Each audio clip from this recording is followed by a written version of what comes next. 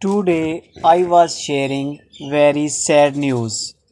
Former Australian all-rounder cricketer and two-time World Cup winner Andrew Symonds has died in a car crash on Saturday night.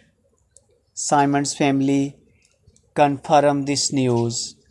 He was 46-year-old.